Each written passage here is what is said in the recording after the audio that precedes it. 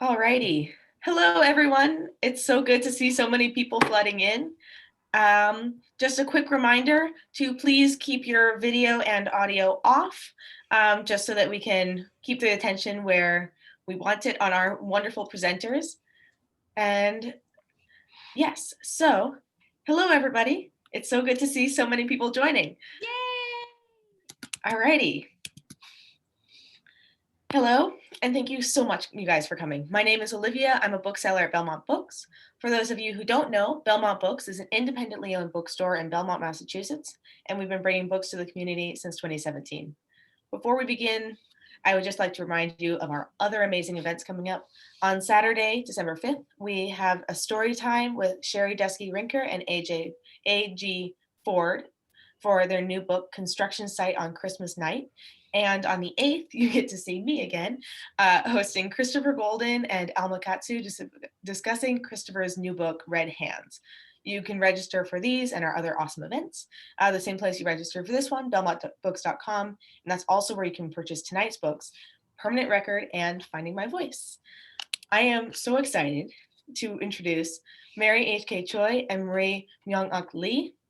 Mary is a writer for the New York Times, GQ, Wired, and The Atlantic.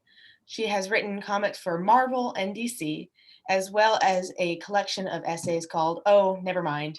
Her novels Emergency Contact and Permanent Record were New York Times bestsellers. She is the host of Hey, Cool Job, a podcast about jobs, and Hey, Cool Life, a podcast about mental health and creativity. Mary grew up in Hong Kong and Texas and now lives in New York. Marie is the author of two other YA novels, Necessary Roughness and Saying Goodbye, the sequel to Finding My Voice, as well as the middle grade novels If It Hadn't Been for Yoon Jun and Night of the Chupacabras. Her books have won multiple awards, including Friends of American Writers, New York Public Library's Best Books for Teenage, and NCTE's Children's Choice. She's been a judge for the National Book Awards, a Fulbright Fellow, and one of the first Korean American journalists allowed into North Korea. Thank you guys so much for being here. It's such an honor to host you guys. And with that, I will turn it over to you. Yay, hi. Thank you so much for the intro, Olivia. Hi, Marie. Okay, so I wanted to, you wanted to start with a reading, is that correct? Yeah, I'll read just a little bit from the beginning, just to get a little context. And I want to say hi, and I'm really sad that we can't be here in person because I've been dying to visit Belmont Books. So it's going to be my post-pandemic treat. And thank you so much, Mary. I'm a huge fan of Emergency Contact. And so I wish I was in the same room as you, but I'm really grateful that you're doing this event with me. Oh, and the other thing I want to mention is we have like a swag for people who buy the book at Belmont Books. Will get a little Find Your Voice pouch that is made by a local company. So cute. So what I'm going to do, I'm just going to read a little bit from the beginning just to set the mood a little bit. And here's the new cover, which I'm really excited about. I loved, I'm in a gold phase, and I just kind of jokingly said it'd be really great if you could put some glittery stuff on the cover. And for the first time, a publisher actually listened to me. I was just really kind of floored when I unwrapped it. So I'm really excited. Okay, this is from chapter 1 and chapter 2. Moo. It is still dark when I reach to shut off the Holstein-shaped alarm clock that my best friend Jessie gave me for my 16th birthday. To shut it off, you have to pull down on the cow's enormous plastic udder. Mom wanted to throw it out. I told her it was just humor, Jessie style. I step into the steamy shower and let the warmth coax me awake. I shampoo, shave my legs, and let the conditioner sit in my hair for exactly 5 minutes, just as it says on the bottle. After toweling off, I put on deodorant, foot powder, perfume, and then begin applying wine-colored eyeliner under my lashes. Do boys have to go through this trouble day in and day out? How about Tom Sandell, the football player who appears to be naturally cute with his shaggy blonde hair and his cleft chin? Does he worry about how he smells? I put on extra eyeshadow in a semicircle around my top eyelid. According to Glamour magazine, this will give Oriental eyes a look of depth. I've always known that I don't have that neat crease at the top of my lid, like my friends do, that tells you exactly where the eyeshadow should stop. So every day I have to paint in that crease, but I don't think I'm fooling anybody. Hurry up, Ellen, Mom calls from downstairs. I throw on my new Ocean Pacific t-shirt and jeans and run down. Mom is standing in the kitchen, quietly spreading peanut butter on whole wheat bread. She turns to look at me and her eyebrows dip into a slight frown. Is that what you're wearing to school? Yes, Mom. We go through this scene every year. What about those good clothes we bought in Minneapolis? Those dresses are great, I say, but no one wears a dress on the first day of school. Oh, Mom says, as if she's not convinced. She turns to finish packing my lunch. As usual, Father has already left for the hospital, so he can get an early start on patients with morning empty, surgery-ready stomachs. Goodbye, Myung-Ok. It's your last year here, she says. I look at her upon hearing my Korean name. To me, it doesn't sound like my name, but to Mom, I think it means something special. Sometimes I think she has so much more to say to me, but it gets lost, partly because of the gap separating Korean and English, and partly because of some other kind of gap that has always existed between me and my parents. Chapter 2. It is dinner time at the Sung household, and although she's absent, the presence of my sister still dominates. She was very disciplined, Father says, as he begins slurping at his Korean soup. Even though she was getting all A's, she still studied hard because she knew that being at the top of her class at a public school like Arkin wouldn't guarantee her getting into Harvard. I tense my back against my chair. What good will it do for everyone to keep parading all of Michelle's accomplishments in front of me? Today in calculus class, Mr. Carlson, the teacher, delightedly shambled over when he saw me. How's Michelle doing? Was the first thing that popped out of his mouth. Boy, she was a whiz at math, was the second. I sat there wondering if he knew what my name was. I looked down at my lasagna. Its tomatoey, garlicky smell mingles with the smell of seaweed from Father's soup. Since Mom has always cooked something Korean for Father and something American for her, Michelle, and me, the smells are always clashing, usually ending up in weird cloying odors. How was school today? Mom asks. Okay, not much new, I say, although there's so much I want to say that I wish I could say that I can't. I mentally close my eyes and envision a different conversation. A boy called me a chink on the bus today, I would say. Mom's mouth would open, Father's chopsticks would drop, sinking unnoticed into the murky depths of his soup. You poor thing, Mom would say. What did you do? I totally ignored him, I would answer confidently. How terrible to have to go through that, Father would say, and he'd take off his thick spectacles so that for once I could see the tenderness in his eyes. With all the stress, I think Ellen should worry less about grades and more about having a fun senior year and making friends, Mom would add. I agree, Father would say, and he'd resume slurping his soup. Slurp, slurp.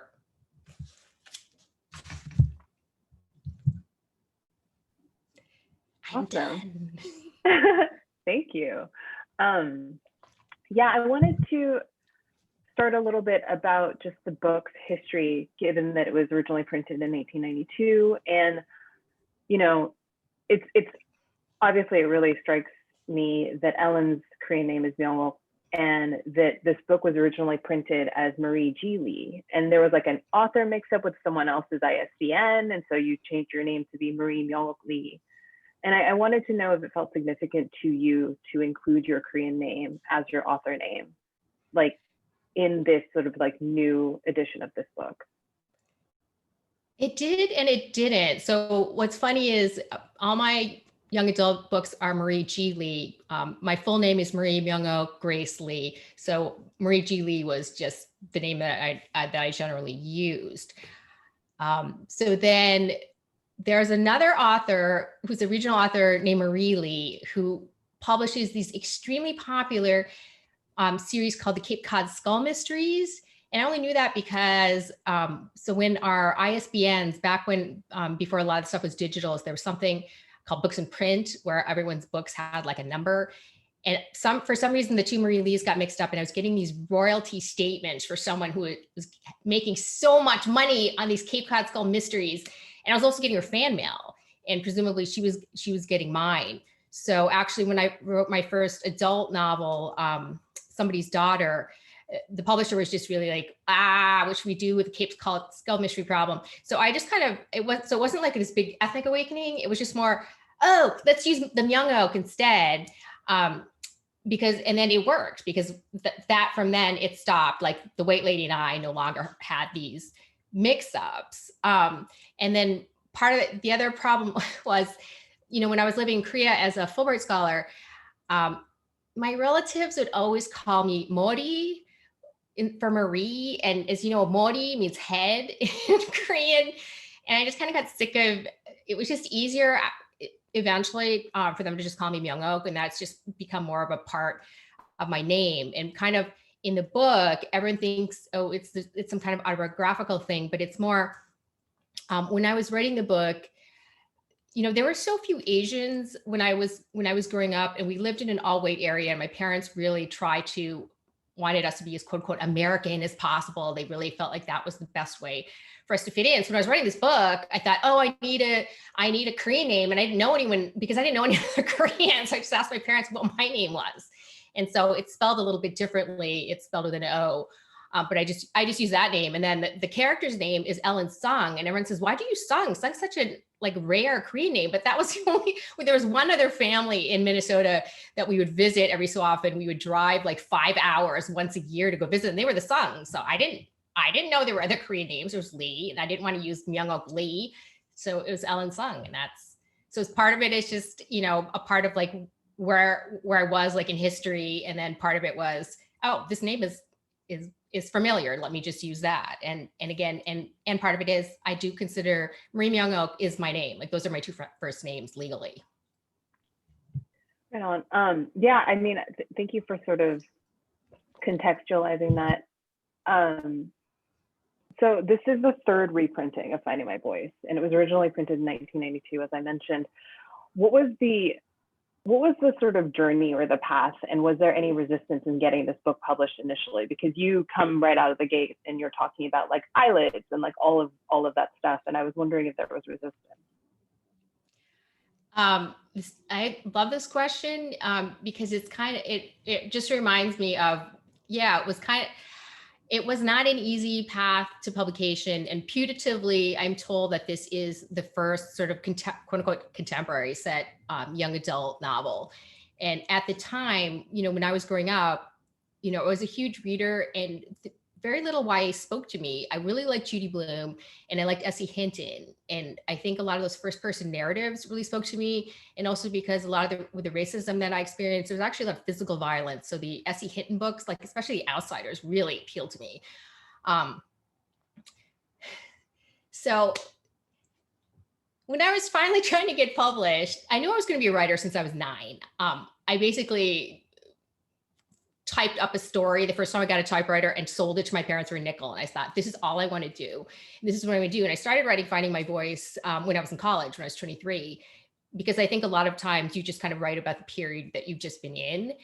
And then, so I had this whole plan. I wanted to live in New York. And so I worked at an investment bank to finance that. And I tried to get published, and it was really difficult. And I didn't know what I was doing. And I would just send stuff out randomly to agents. And the sort of fluky thing that happened is that my husband was working at Farrar, Straus and Giroux as an editorial assistant. And he made no money. But one of the things that they did is they would get tickets to things. They said, oh, there's going to be this event with Judy Blume. Do you want to go? And of course I went.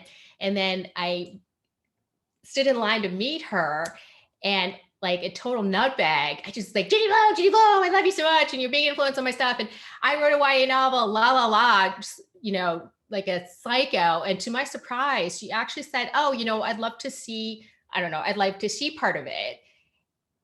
And so I sent her a few chapters, and then she actually wrote me back. I still have the letter. And she just said, I love this. You write so well. I'm going to actually pass this on to my agent.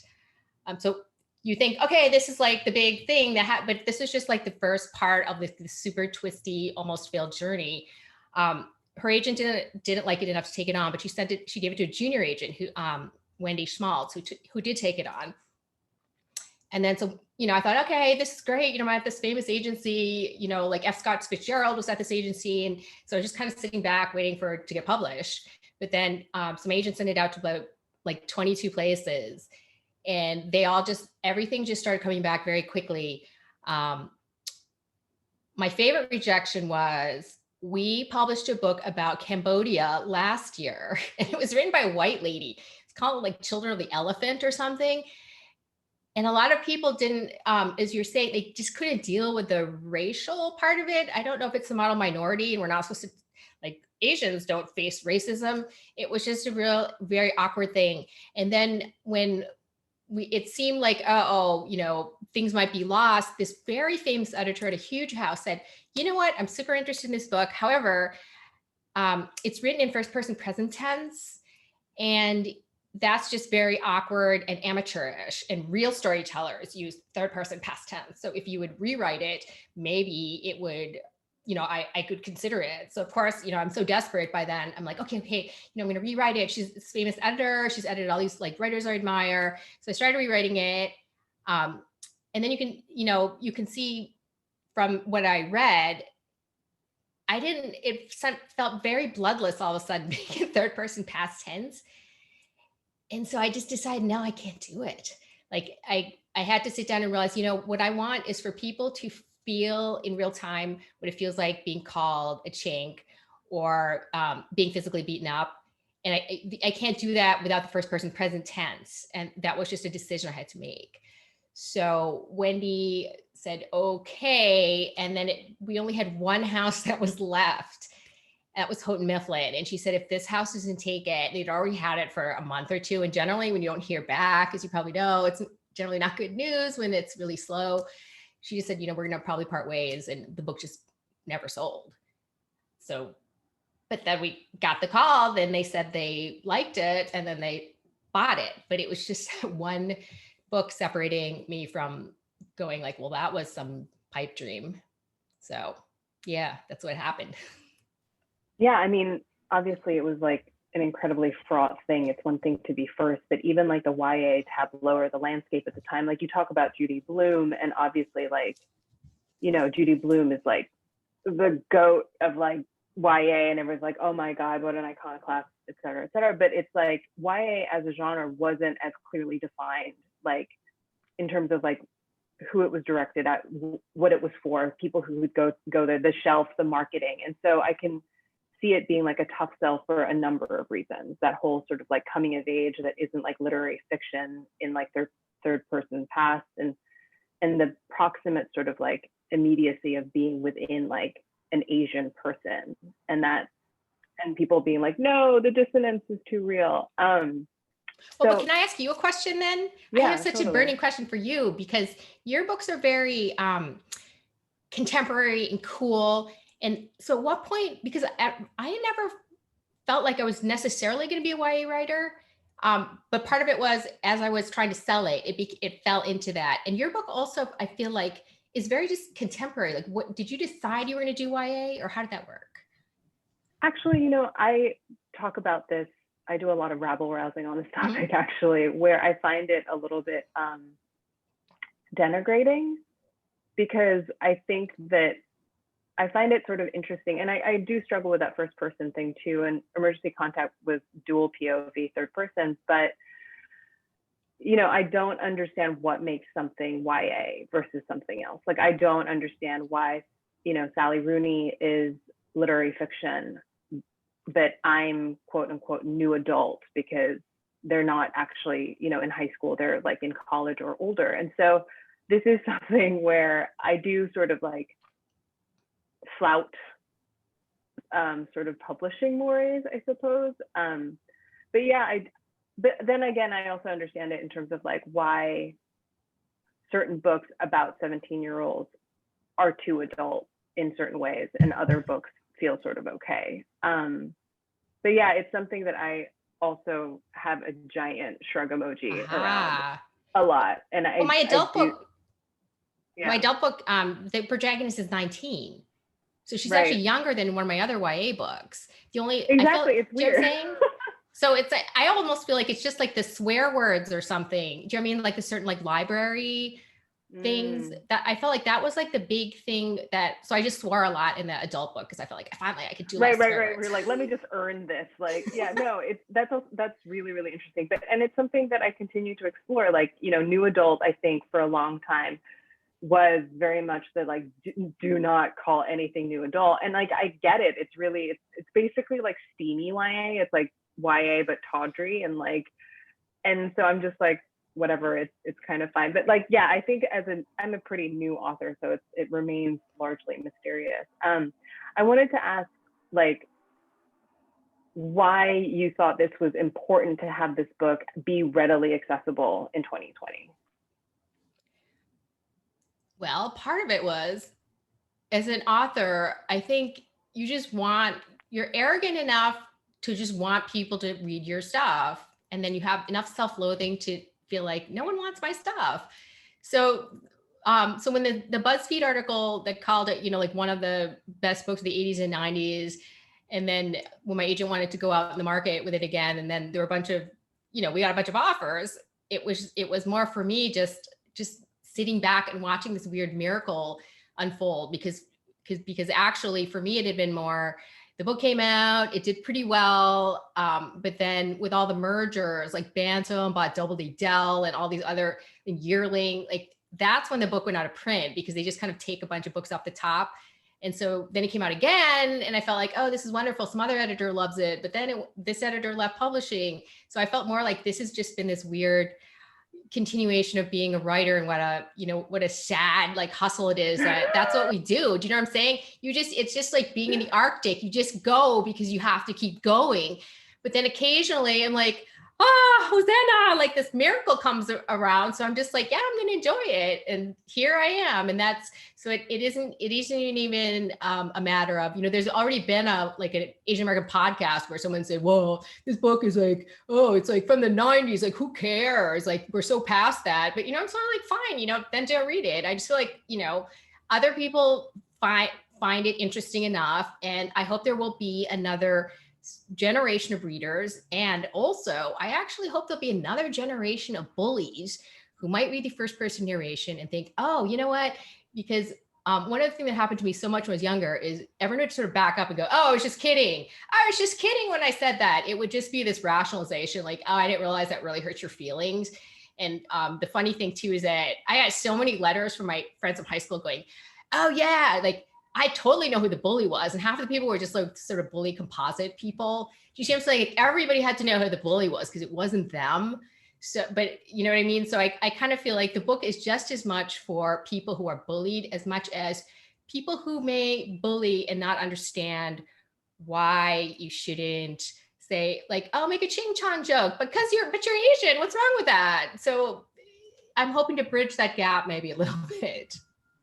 No, I think that there is something to be said for the enduring legacy of the ching chong joke. Like the fact is, it's like, 92 is like a while ago, but the ching chong jokes really do stick around. I was wondering actually on that note, like, this is Soho Teen is publishing it this time, and you were very deliberate in not altering it or updating it in any way. And particularly, there are moments, and Ellen it is first person, and it is really proximate and immediate, and she has so many moments of self-orientalizing and so many flashes of internalized racism, and those things could be read as kind of arcane. But so why did you think it was important to sort of preserve that for this edition? I think first, my instinct was that we don't need social media. That was one of the first things people said, oh, we need to update it and have social media. But then when I looked That's interesting. I know, right? Half of this stuff wouldn't have worked if she could just texted Tomper. But when I looked at it more deeply, some of the things that I actually thought were flaws were things that are of that history and that I feel like is important to preserve. For instance, earlier, like Ellen is all, oh, I don't want to bring lychee nuts to school. And then when I wrote that, I don't quite know why I wrote that. I almost feel like, why didn't I use something Korean? But, now that I do ethnic studies and I understand more like the history of immigration, of that, for someone who's growing up in the 90s, whose parents came over pre-65, their parent, like, they grew up with parents who did not get to have Asian things because of the racist immigration laws of 1924, which I will add, Hitler was a big fan of the Immigration Act of 1924 that banned all immigration from Asia. This was not ameliorated until 1965 with Hart-Celler. And that's when like the big waves of Asians came over. But for people of my age, or people like my parents, they came here knowing they're probably never going to go back to Korea because of their immigration problems, and that there were going to be no other Asians. So that's, for me, one of the big losses in my life is I was always bothering my parents to teach me Korean, but they thought, there are never going to be other Koreans in the US. Like, why would you want to learn? Like, so they actually forbid me to learn like this thing that I could be speaking so much better now. So to me, that, like, and Ella not knowing her Korean name, or just not liking kimchi. Like, a lot of people find that arcane, but it's arcane for a reason. And that's exactly because at that time there were fewer than 20,000 Koreans in America, in mainland America at the time. So again, that's sort of why, I didn't know what Korean names were. My parents didn't want to talk about Korea because they were refugees from North Korea. And my parents actually, when they came here, so my father was actually a very highly skilled doctor, and he served during the Korean War with the US Army. And that's how he came over here, because he met some people from the World Health Organization. And so my father's very upper middle class, so to speak. He actually was a pioneer in open heart surgery at the University of Minnesota, but because of the laws, he was also an undocumented immigrant. So because he was not able to work, he couldn't have like some huge academic career. And in fact, the first place that my parents ended up, once his contacts helped him come to the US, he had to get a job. The first place he had to work was at a hospital in Birmingham during Jim Crow. And he worked in what was called the Negro wards. And he didn't really realize it at the time, but they just recruited all these like foreign doctors for like really cheap labor. And then also you can imagine like my parents coming from Korea and not understanding, like US race relations, and then being in the South with like all those like codes of civility and not understanding anything. So by the time they get up to Minnesota, which is like all white, and that seems slightly more familiar to them, by then they're so traumatized that they're completely like, we're never going to eat kimchi. Like the one time like we would get kimchi, we'd get a tiny jar. My parents forbid us to ever even touch it. My mom would not let my father eat. My father was the only one who ever ate it. He was not allowed to eat it like during the week when he was seeing patients. So I just grew up with this very weird kind of like, what is being Korean besides like taking your shoes off? Or when I asked my parents, about Korea, they'd never want to talk about it. So I'd be being called a chink at school, but then at home I'd be like, what's being Korean like? And they'd be like, oh, you're American. Like, don't worry about it. And so this dissonance is probably one of the driving things in my life, probably as an artist, but also just as a person trying to integrate these parts of my life. Like, because all my friends are white and and I thought I was like my friends. So I must be white and I'm going to wear blue eyeshadow like my friends. And it was just this cognitive dissonance just kind of like ruled my life until later. Now I'm realizing, no, I'm American, but I'm also Asian. No, I mean, that's kind of what I wanted to bring up, because I think it is really, I don't want to get into rhetoric of like, I had to walk 15 miles in the snow for kimchi and it was the white wax kind. It's not even, whatever. But like, I did wanted to impress upon people that these Korean cultural artifacts not only weren't available to you at the time because of intergenerational trauma. And, I can't even imagine what it was like for your parents, both the reverberations of like Japanese occupation and not being able to speak Korean, and then coming here and being so illegal and being afraid to sort of express that aspect of their like actual intrinsic ingredients.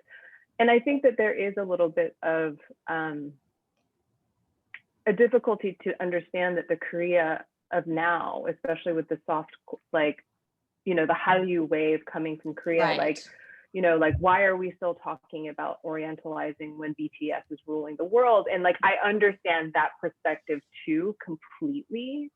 But I do think that there is something to be said for different parts of the diaspora, and this obviously is a very specific part of that.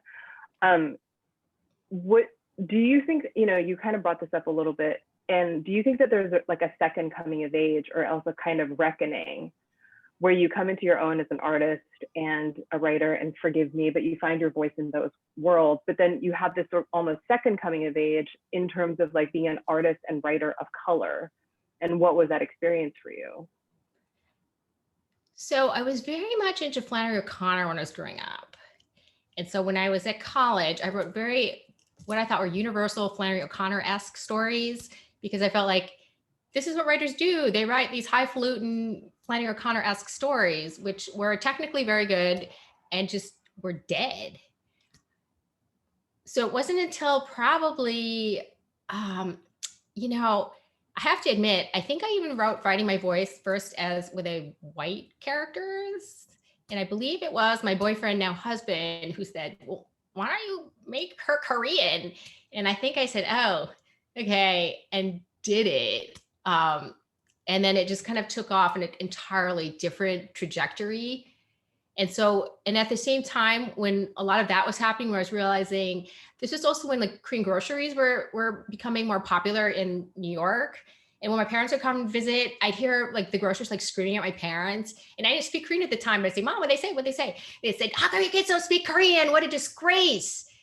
And I kind of didn't understand, like, well, what's the problem? You know, we didn't learn it growing up, but just how mad that they were just made me understand a little bit about like the Han and the Korean pride that now that, that I've been to Korea, and I feel like I've let in more of my Korean self. And also at the same time, similarly, because there were not a lot of Korean Americans, or zero when I was growing up, my identity, like sort of politically, became more pan-Asian. There actually weren't a lot of Asian Americans when I was in college either. So that, I was in college in the late 80s, and it sort of sped up later. But probably around the same time when Finding My Voice came out, my friends Christina Chu, and Biano Rialio and I formed the Asian American Writers Workshop. And that became a thing where that was probably the most artistic sort of revelation of my life, because we came together less like, oh, we're these Asian American artists. It was more, I'm just so sick of people going like, why aren't you writing about rice more? And Amy Tan was so dominant at the time. All Asian American literature had to have this floaty feeling and be a bunch of grandma. And so it was just so refreshing for us to just write stuff and just kind of have this understanding of each other without having to, it's almost like you don't have to be Asian around other Asians. So absolutely. Okay. So that's kind of finally, I just sort of felt like, oh, we're all, and then, so the whole idea too is like, now there's so many other Korean American writers, and I'm just so freaking happy because we just want more voices. Find your voices.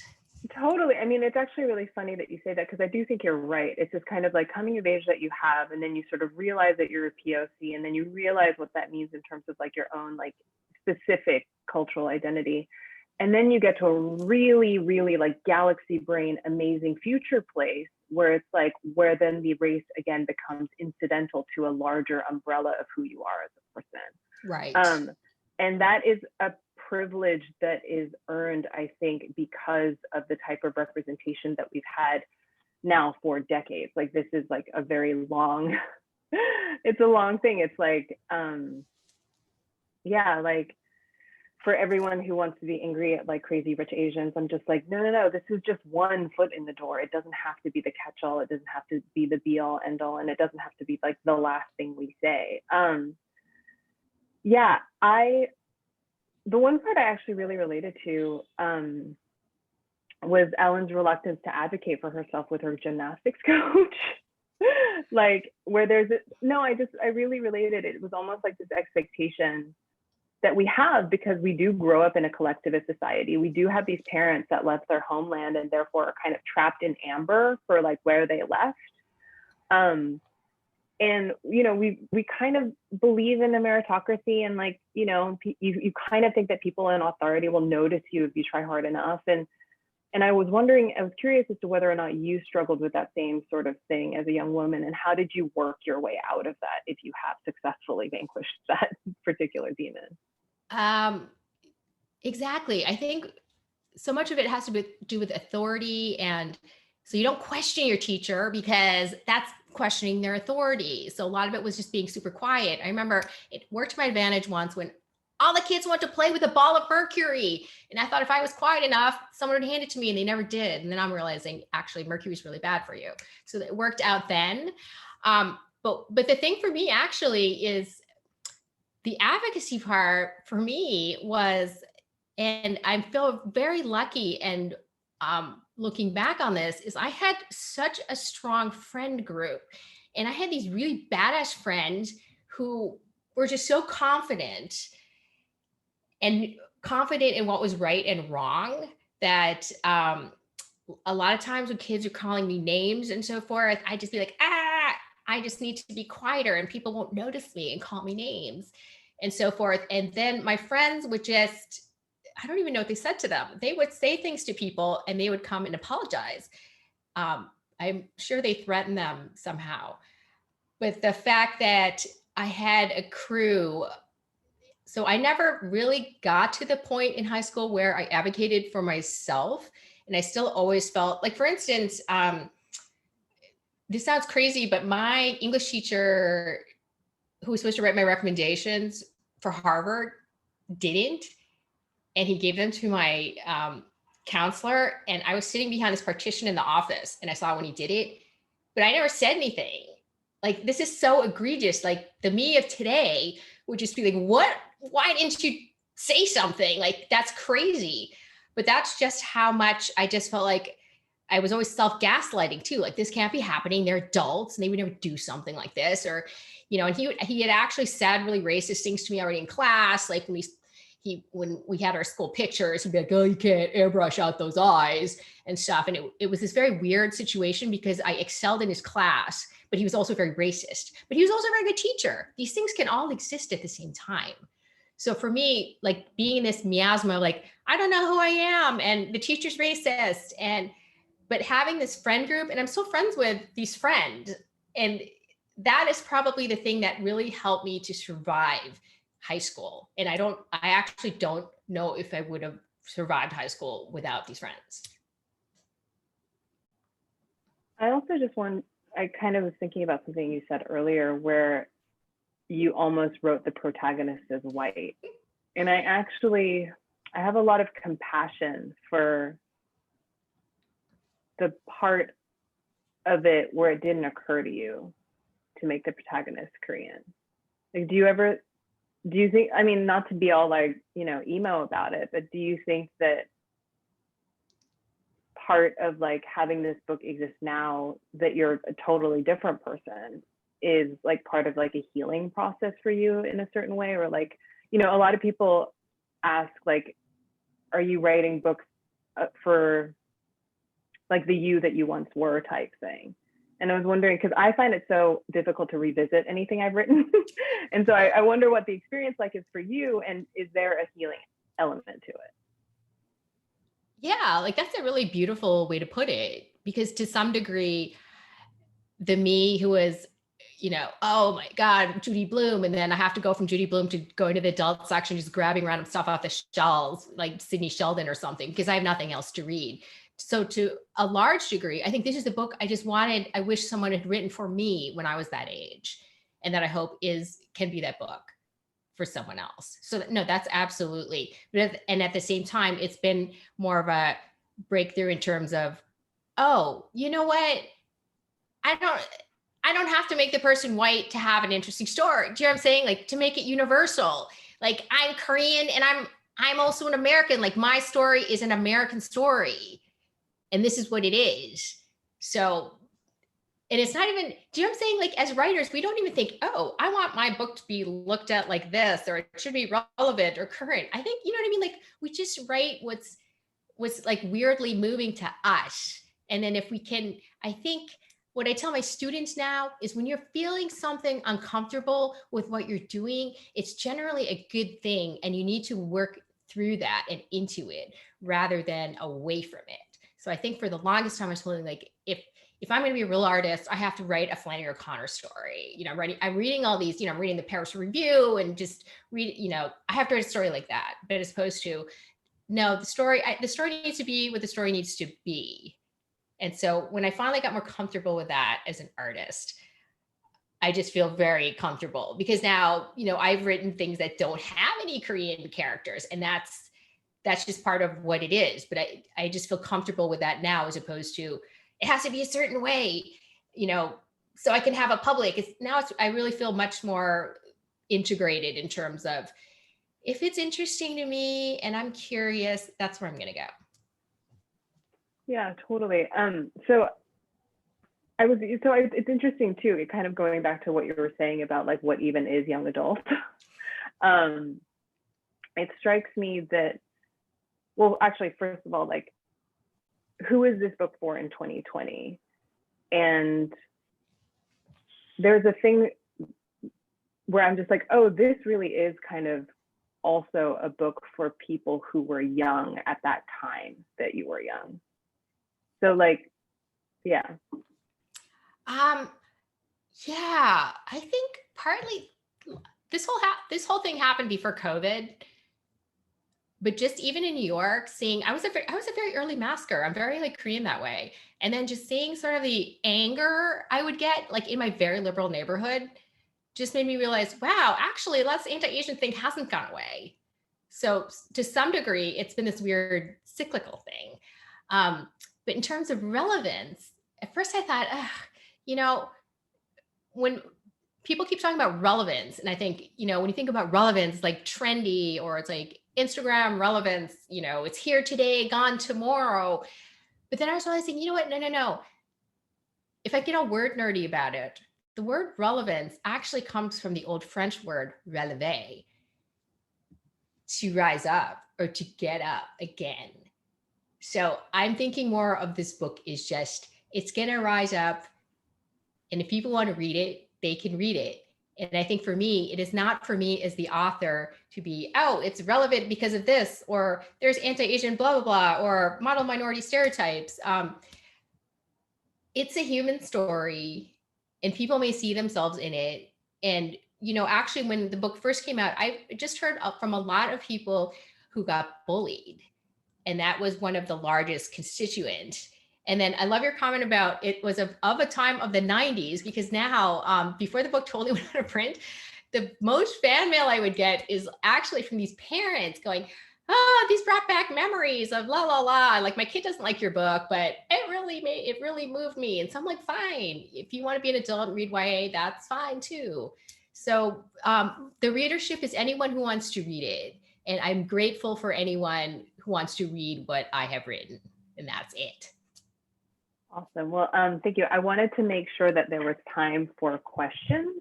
I encourage all of you to leave questions in the chat, and I can see that Olivia is already doing that. And there are questions in here. Okay, I will. Oh, a question for Marie. Given the Korean way your parents raised you, what was it like when you went to North Korea as a young woman? Well, the North Korean part was kind of interesting because they don't let Korean Americans into North Korea. They don't let South Koreans into North Korea either, because the whole point is if you were true Korean, you would be in North Korea. So the reason I went there is I went as a faculty member with a group of brown students who were going to North Korea. So it was a complete fluke that I kind of was able to sneak my way in. And also the other professor kind of chickened out because that was the year all the missiles were detonating, the Taepodong, if you remember. So the ironic part of that was we were supposed to pretend we weren't Korean. And also we were under a group visa. That's the only reason that I got in. We didn't have our Korean names on it. And I'd also, because this was like the one chance for my father had made several attempts with a group that was like Doctors Without Borders to go back. And he had failed every single time, including when I was at my Fulbright. He tried to visit North Korea. And each time he was like the only Asian doctor. And for some reason, he just wouldn't get his visa when they were in Beijing. So I felt like, have to go, have to bring my mom. So for my mom, unfortunately, we were supposed to not speak Korean or do anything. The minute we got we touched down in Pyongyang, she just started speaking Korean and just kind of wouldn't stop. And it was a little awkward in terms of we had some problems, like when you break the rules like that. But the interesting thing too is that the other students, so all the other students with us were of course not Korean. They all thought my mom, returning to North Korea, was going to have some big emotional reunion there. But everybody sort of forgets that during the Korean War, the Allies, most of the Americans, bombed 99% of North Korea, and I think 94% of South Korea. So everything my mom ever knew that had been North Korea had been completely wiped out and rebuilt in this sort of Stalinist way. So this Korea that she was in, even though she was speaking Korean, is totally new. And the only thing that she ever recognized is when we went to, was it Kim Il-sung's birthplace? And oddly enough, it was this Abraham Lincoln-esque log cabin, because I think everyone must have been born in a log cabin. And there was a fence. And she's like, oh, I remember these gourds. And so she went and looked at it, but the gourd was made out of plastic.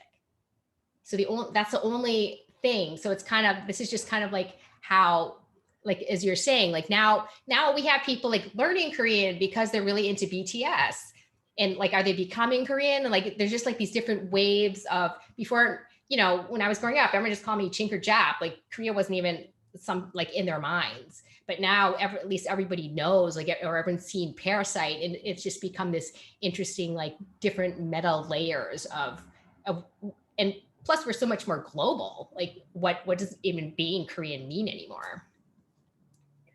I mean, I certainly enjoy being told by countless white people which K-dramas I need to be watching. It's like such an activity. I'm like, oh, now I must endure this. No, it's really interesting because, like, for me, it's like post 88 Olympics Korea and pre, like, even that was like something that I really, really felt palpably in terms of like Korea getting to be its own country and not just like some sort of pan clump within Asia. So another question is, would you ever consider writing a follow-up to Ellen's story, like a Where Is She Now type thing? Oh, you mean like Ellen being 40? I presume so, yeah. Because that's where That's a she neat would idea. be now, right? That's a very neat idea. In fact, Where would it? Oh, they're clarifying. Yes, 40-year-old Ellen. I love that idea. Where would it start? Where would it go? I mean, she doesn't marry Tomper, right? Obviously. No, she actually, in the sequel, she goes to Harvard, becomes very politicized. And that's the sort of time of the LA riots. So there's that dynamic going on. And she falls in love with a Korean American boy who's very Korean. And he becomes sort of her Virgil to Koreanness. So I kind of see her in LA having gone to Korea to learn Korean and meeting an actual like Korean dude and like overdoing the Korean, like going from like not being Korean to like overdoing it, marrying some Korean dude and maybe living back in Korea or living in LA's Koreatown. That's how I see it. So actually on that note, is the sequel going to come out? Like, there is, so Saying Goodbye was the sequel and that one is still, I think, in print. Yikes. Oh, amazing. Is it gonna, what's the cover look like? Sorry, I'm not familiar with it. Is it as updated as this one? No, it was done by the same abstract, blocky. Yeah. I love that cover. It was very sort of cubist. So yeah. It's that and Ellen's at Harvard. Awesome. And there she is. Professor Dolan has it. Look at how. Oh, yes. Thank you. She is prepared. Love it. Yeah, see, it's so cubist. I wish I could like privilege that particular view. I wonder if everyone can see it. No, that's awesome. So let's see. Are there any other questions? I love that. There's a lot of observations.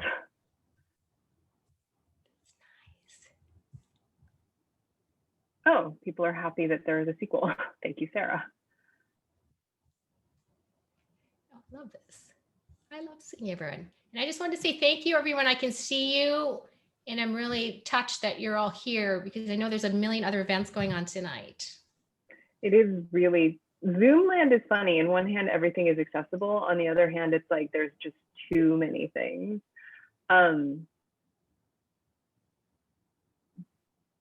Are you planning any other YA novels? So what's funny is I used to feel like, well, I don't really know what's going on with YA. So that year that I judged the National Book Awards, they had so many like different books that really tackled these subjects in a way that I thought, oh, I'm just really out of youth culture and I don't get it. So I kind of let that go. And then I was reading a historical novel that was set like in World War II Fresno. And Bloomsbury was interested, but it needed work. And then at that point, I just was like, my heart wasn't in it. And I thought this must be my weird transition out because now it's not contemporary. I'm writing something in the 40s, like I'm doing a historical book. But oddly, during this time, it's a little bit of a secret project, but I have somehow written another young adult novel it's about an issue that I care very deeply about, and it's still kind of secret. But so I guess it's like riding a bicycle because or maybe having to read the galley so much for this book, and this was very much it's Steinbeckian young adult, if you know what I mean. I wanted to do a social novel that was baldly social in the Steinbeckian format. So was Steinbeck a YA writer? I mean, these are questions. This is what I'm Right? saying. Like, what even is a YA novel? Is there any more hints that you want to share with us in terms of this like YA novel that you seem to have casually written? You know what's funny? I think it's one of these things where when you're not like concentrating on it, it's easier to do it. Just like Totally. my adult novel, the main character is now this character that I wrote as filler. I think when the pressure's off, do you know what I'm saying? Totally. There's an observation in the group chat about like how one of the most exciting things about Asian American YA is how writers have been addressing mental health issues. Yes. And that is, I find that to be really, it's obviously a huge theme in my work, and it's something that I really want to talk about a lot because I don't think it's a generational thing that Asians really freaking hate talking about like mental health issues and intergenerational trauma, and this notion that like you're airing out your family's laundry by even talking about your own mental health issues. And I think that it's pretty much it's a good time right now. We're really on the same vibe because actually I run a series at Columbia called the Asian American Diasporic Writers Series, where we invite Asian American writers and we should put them together in a panel. And the next panel is going to be Esme Wong and Sejal Shah and some other people on mental health. Yeah, Esme is so amazing on the topic. Yeah, the collective schizophrenia. Schizophrenia is unbelievable. Yeah, that's a groundbreaking book. On that note, feel free to buy any of these books and more at Belmont Books. But particularly, I just want to make a plug of the purchasing Finding My Voice from Belmont gets that cute pencil tote. Exactly. Very cool. Exactly. Well, I just wanted to thank everyone for joining us. Olivia, if you wanted to jump in and say something or not. I don't know. I don't remember if you were taking us away, but. Yes. Thank you all so much for coming. This has been such a lovely event. I've been almost forgetting to monitor the chat just because I've been so invested in your conversation. So yes, everyone, you should definitely go the same place that you register for the event. You can get both of the amazing books tonight, Finding My Voice and Permanent Record. You can also pre-order Mary, your next book, Yolk, on our website as well. And I can put that link in the chat so that we can celebrate your upcoming book, because that's also very exciting. So yes, thank you everybody so much. We have a lot of really important events, and it means the world to us and to our authors that everybody turned out tonight. All right, stay safe, everyone. Have a good night, everyone. Thanks, Mary. Have a good one. Bye.